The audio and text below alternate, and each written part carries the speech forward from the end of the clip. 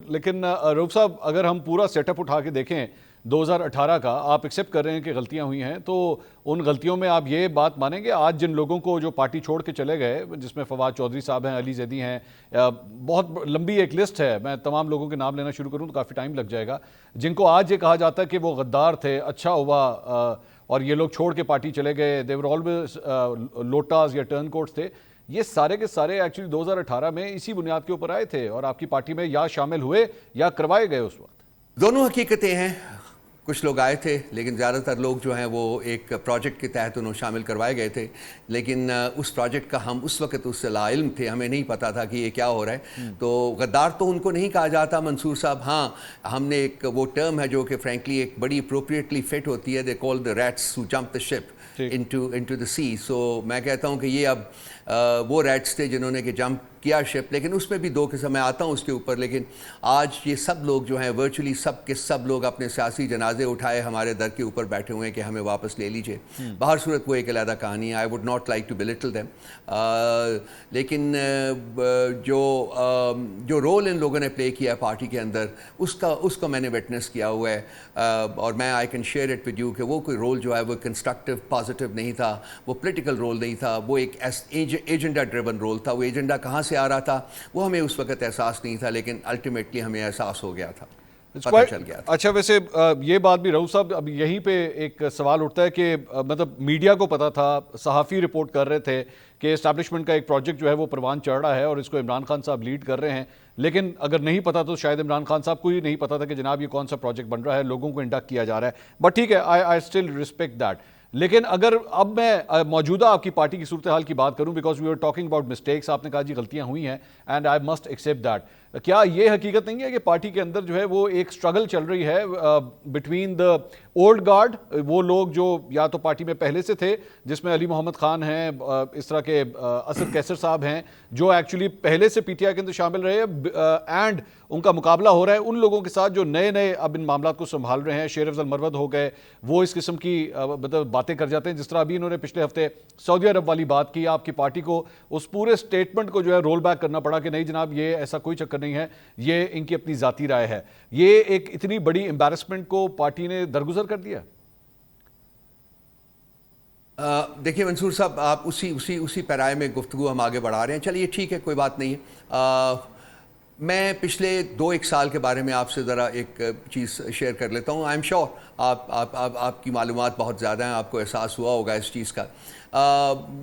2011 میں جب پارٹی کے دروازے کھولے گئے تھے، آپ کو یاد ہے لاہور کے جلسے کے بعد when P T I actually became the party that it became, تو اس وقت میرے جیسے لوگوں نے تب بھی آبجیکشن کیا تھا کہ جی اس کے فلڈ گیٹس نہیں کھولنا چاہیے اور لوگوں کے اوپر ایک اسکریننگ ٹیسٹ ہونا چاہیے کہ کون سے لوگ آ رہے ہیں، تاکہ ہم اپنی جو ایک آئیڈیولوجیکل بیس ہے اس کو ٹارنش نہ ہونے دیں. اور وہ اس وقت مطلب کہا گیا تھا کہ جی یہ پولیٹیکل پارٹی ہے، یہ کوئی پرائیویٹ لمیٹڈ کمپنی نہیں ہے. سو وہ لوگ آ گئے، نہ صرف آئے کہ بلکہ ان لوگوں کو آتے ہی پارٹی میں امپورٹنٹ عہدے دیے گئے. تو پھر وہ 10 سال کا عرصہ جو ہے وہ اسی طرح سے گزرا. لیکن پارٹی کے جو آئیڈیالوگس تھے، میرے جیسے لوگ جو کہ پارٹی کے بننے سے پہلے ایک سرٹن آئیڈیالوجی کو پریکٹس کرتے تھے، ان کو ایک سیٹ بیک ہوا تھا. تو اب اس کو میں یہاں تک اب کرنٹ ٹائمز میں لاتا ہوں کہ پچھلے جو 2 سال گزرے ہیں ان لوگوں کے ایگزٹ کرنے کے بعد، whom I refer to as the rats، تو اس کو ان کے ایگزٹ کرنے کے بعد وہ پارٹی کا جو آئیڈیولوجیکل بیس تھا، جو کہ بیک آؤٹ تو کیا تھا، جو پیچھے تو ہٹا تھا لیکن وہ گیا نہیں تھا کہیں، وہ پارٹی کے ساتھ جڑا رہا ہے.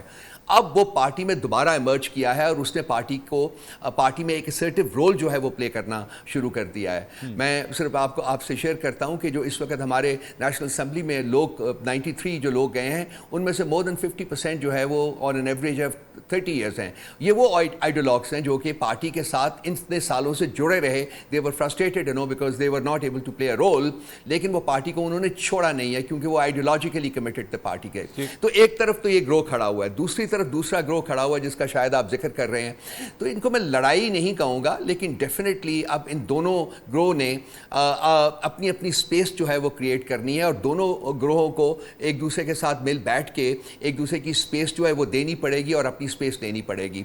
तो ये मैं इसको लड़ाई नहीं कहता, ये एक पार्टी, हर पॉलिटिकल पार्टी की जो ग्रोथ होती है ये उसके मुख्तलिफ फेजेस आते हैं, तो ये एक हमारे लिए एक बड़ी इंपॉर्टेंट एक फेज़ है हमारी ग्रोथ का।